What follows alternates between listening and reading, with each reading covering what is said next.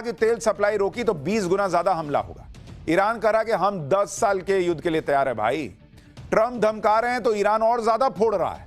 Trump कह रहे हैं ईरान में हमने लक्ष्य हासिल कर लिया है। ईरान कह रहा है कि अमेरिका से बात की गुंजाइश ही नहीं है।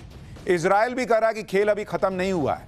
उधर ईरान युद्ध पर ट्रंप अब पुतिन से बात कर रहे हैं। चीन ने ईरान को 2 शिप भेज दिए हैं जिसमें हथियार हैं, यह भी कहा जा रहा है। यानी ट्रंप अब ईरान युद्ध से एग्जिट के लिए फड़फड़ा रहे हैं।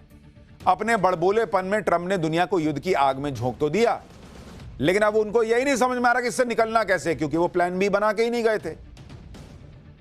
उन्होंने सोचा था ईरान 4 दिन में निपट जाएगा, यहां ईरान ठोके जा रहा है। हैरानी की बात तो यह है कि ट्रंप अब कह रहे हैं कि उन्होंने 4 लोगों के कहने पर ईरान पर हमला किया। अरे बॉस, युद्ध को खेल बना दिए हो क्या? तय ही नहीं कर पा रहे कि युद्ध किस लिए किए। कभी कहते हो इजराइल जो है वो अटैक करने वाला था इसलिए हमको घुसना पड़ा, अब कह रहे हैं कि मेरे ही 4 लोग बोल दिए इसलिए मुझे घुसना पड़ गया। कैसा नेता है, कैसा देश है जी। ट्रंप के बैकफुट पर आते ही चीन और रूस एक्टिव हो गए। ट्रंप ने पुतिन से बात की। पुतिन ने कहा कि वो युद्ध रुकवाने में मदद कर सकते हैं। बताइए, ये ट्रंप को चाहिए था नोबेल पीस प्राइज। वादा करके आए थे कि मैं आऊंगा 2-4 हफ्ते में जो है वो रूस यूक्रेन का युद्ध रोक दूंगा। रूस यूक्रेन का युद्ध तो रुका नहीं, यहां पुतिन कह रहे हैं कि लाओ मैं तुम्हारा युद्ध रोक देता हूं, तुम मेरा क्या रोकोगे। चीन ने मौके का अलग फायदा उठाना शुरू कर दिया। 2 शिप ईरान की तरफ रवाना कर दी। उससे अमेरिका के अलग होश उड़े हुए हैं।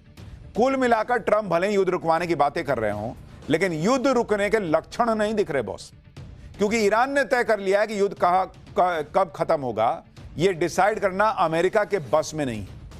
ईरान युद्ध कब रुकेगा, ट्रंप की कैसे फजीहत हो रही है, क्यों ट्रंप युद्ध का ठीकरा दूसरों पर फोड़ रहे हैं, रूस और चीन का क्या प्लान है, आज आपको सब बताऊं, लेकिन उससे पहले एक झलक देखिए।